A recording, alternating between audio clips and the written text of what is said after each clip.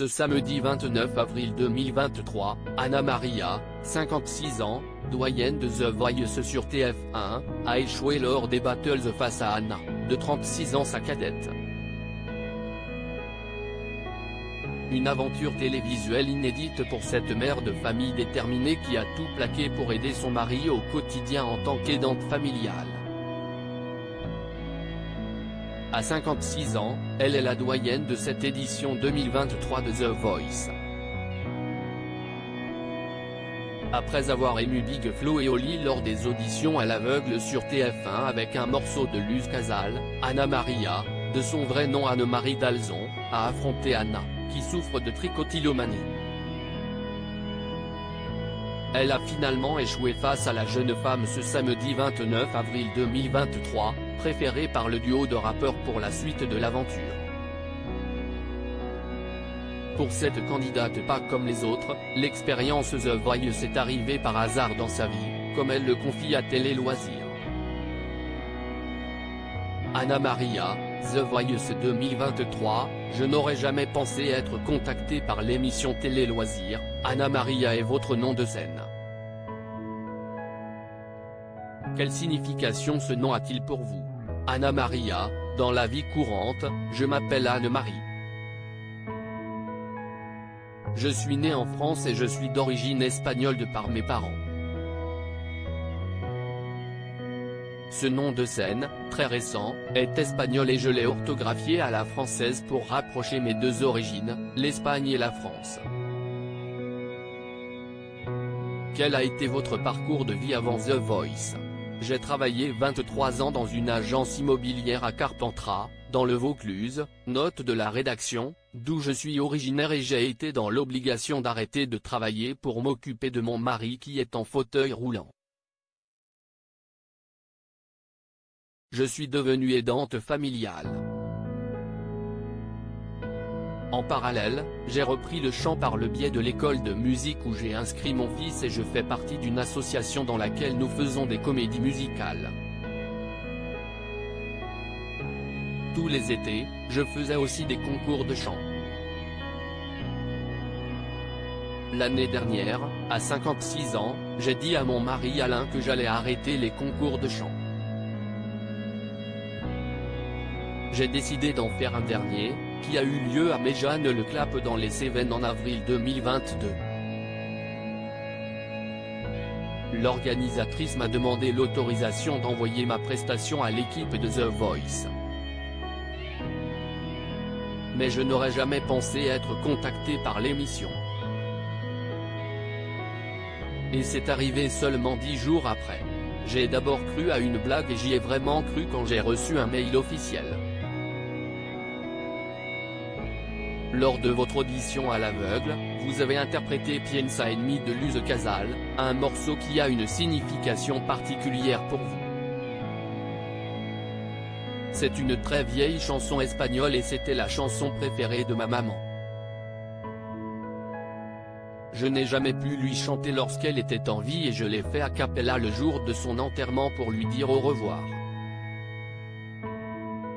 Anna Maria, équipe Big Flo et Oli. Pour moi, si le public était transporté pendant 2 minutes, j'avais déjà tout gagné. Quel était votre état d'esprit en montant sur scène, vous qui êtes la doyenne de cette saison?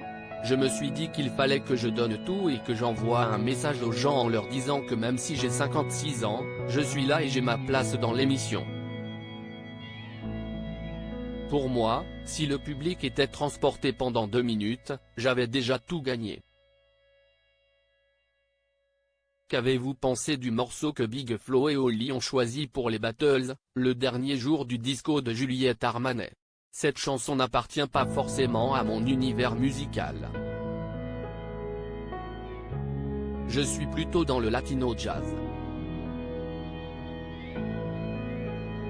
Je ne dis pas que je ne l'aime pas, mais pour moi, elle était un peu inaccessible en matière vocale car Juliette Armanet chante haut alors que j'ai une voix ronde, chaude, plutôt dans les graves. Mais Big Flo et Oli ont tenu à mener cette chanson dans un autre univers pour qu'il n'y ait pas de comparaison avec l'original. Anna Maria revient sur sa battle dans The Voice. Avec Anna, ce n'était pas une battle, c'était un duo. Vous avez partagé cette battle avec la jeune Anna. Pour moi, ce n'était pas une battle, c'était un duo. Anna Maria, Anna. Il n'y a pas de hasard dans la vie. On s'est entendu de façon magistrale. Quelle était l'ambiance lors du tournage des battles? Les battles ont été tournés sur 3 jours. La production a mis tous les talents dans les gradins et seul Nikos et la production connaissaient les ordres de passage. C'était une pression énorme.